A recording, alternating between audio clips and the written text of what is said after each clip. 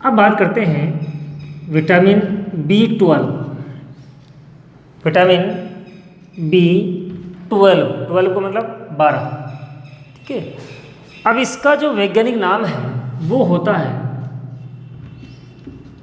Cyanocobalamin. क्या होता है? साइनोकोबालमिन,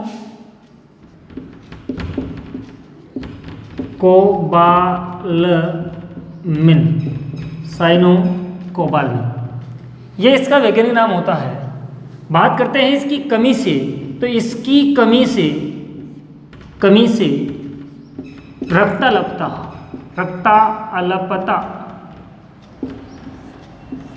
रोग हो जाता है।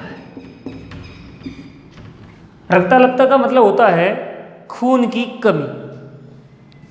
तो ये ध्यान रखना है कि B12 जो है या विटामिन B12 जो है, इसकी कमी से जो है रक्ताल्पता नामक रोग हो जाता है, और इसका जो वैज्ञानिक नाम है वो होता है साइनोकोबालमिन होता है।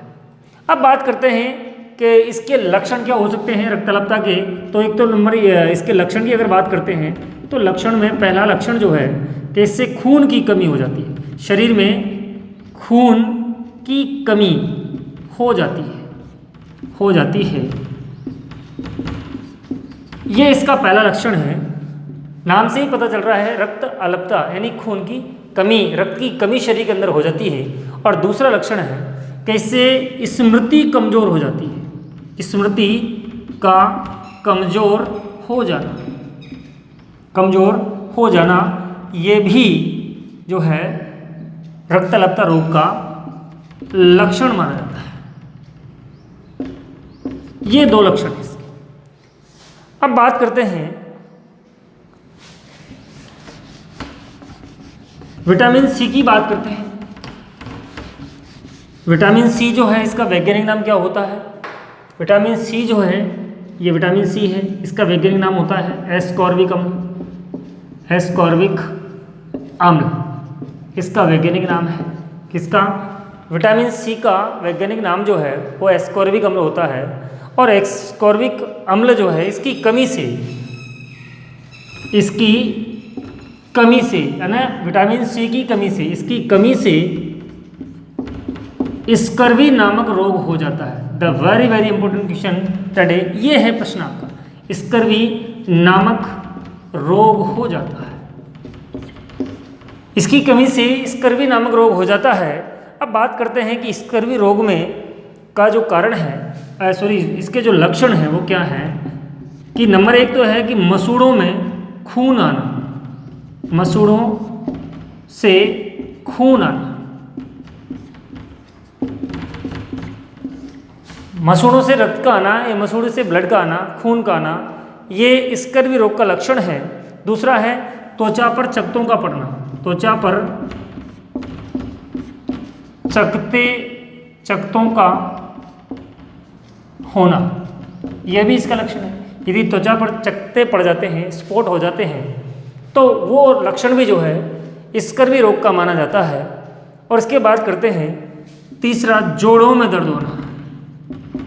तो जोड़ों में दर्द का होना, ये भी लक्षण जो है स्कर्वी रोग का माना जाता है। और चौथा जो इसका जो लक्षण है वो है रोग प्रतिरोधक क्षमता में कमी का होना, रोग प्रतिरोधक क्षमता में कमी आना। तो रोग प्रतिरोधक क्षमता में कमी आना भी स्कर्वी रोग का लक्षण माना जाता है। विटामिन सी जो है जितने भी खट्टे फल हैं उन सभी के अंदर पाया जाता है। तो जितने भी खट्टे पदार्थ हैं सभी में विटामिन सी पाया जाता है और उन सभी का सेवन करना चाहिए ताकि स्कर्वी रोग से बचा जा सके। मसूड़े जो है वो मजबूत हो सकें, त्वचा जो है वो भी मुलायम सॉफ्ट रहे या निरोगी त्वचा रहे, जोड़े जो है वो दर्द रहित हो जाएंगे, रोग प्रतिरोधक क्षमता आपकी बढ़ जाती है यदि आप विटामिन सी का प्रयोग करते हैं। वर्तमान में जो कोरोना महामारी है उसमें रोग प्रतिरोधक क्षमता बढ़ाने के लिए खट्टे पदार्थ यानी विटामिन सी का प्रयोग ज़्यादा किया जा रहा है, तो मैं समझता हूँ यहाँ से इसका कारण यही है कि ये रोग प्रतिरोधक क्षमता विटामिन सी के द्वारा बढ़ती है। यदि विटामिन सी की कमी होती है तो रोग प्रतिरोधक क्षमता में कमी आ जाती है। अब बात करते हैं, एक और है हमारे पास विटामिन डी। विटामिन डी का जो वैज्ञानिक नाम है वो होता है कैल्सीफेरोल। क्या होता है? कैल्सीफेरोल। ये विटामिन डी है और विटामिन डी का वैज्ञानिक नाम जो है वो होता है कैल्सीफेरोल। कैल्सीफेरोल जो है इसका वैज्ञानिक नाम होता है।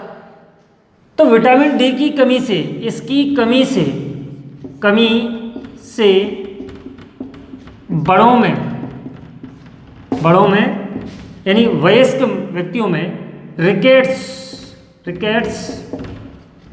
रोग व बच्चों में ऑस्टियोमलेशिया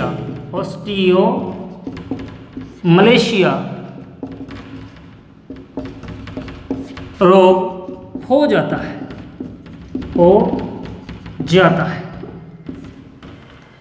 विटामिन डी जो है, विटामिन डी का वैज्ञानिक नाम है कैल्सीफेरोल, और कैल्सीफेरोल की कमी से या विटामिन डी की कमी से जो है बड़े वयस्क मनुष्यों के अंदर जो है रिकेट्स नामक रोग हो जाता है, और बच्चों में जो है ऑस्टियोमलेशिया नामक जो रोग है ये हो जाता है।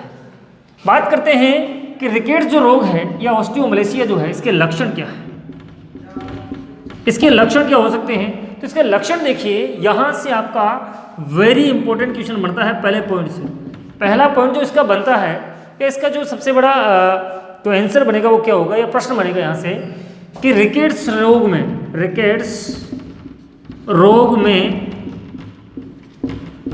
पैरों की हड्डियां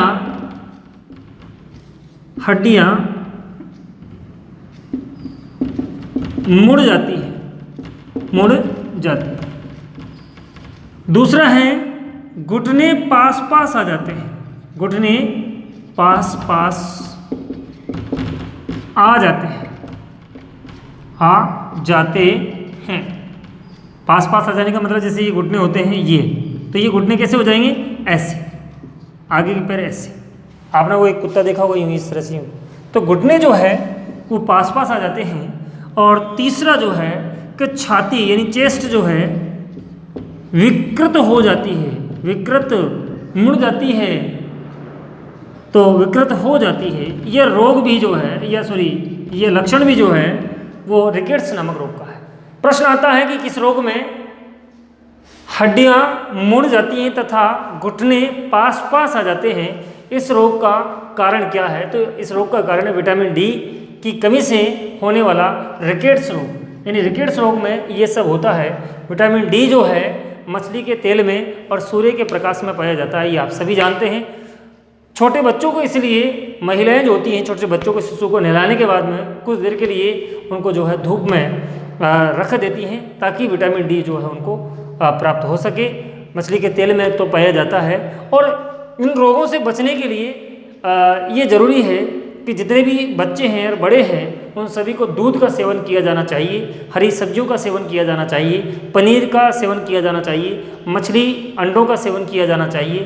तो लेकिन आप ये सब नहीं करते हैं, फिर भी आप दूध तो पी ही सकते हैं, हरी सब्जियों का सेवन तो कर ही सकते हैं। तो विटामिन डी जो है या कैल्शियम जिसमें भी पाया जाता है वो सारे तत्व जो है आप उपयोग में ले सकते हैं। तो इस प्रकार से विटामिन कुपोषण का जो है हमारा आज पूरा होता है। इस विटामिन कुपोषण में विटामिन ए पढ़ा है हमने, विटामिन B1 पढ़ा है, B2 पढ़ा है, B3 पढ़ा है, B12 पढ़ा है, C पढ़ा है और D पढ़ा है।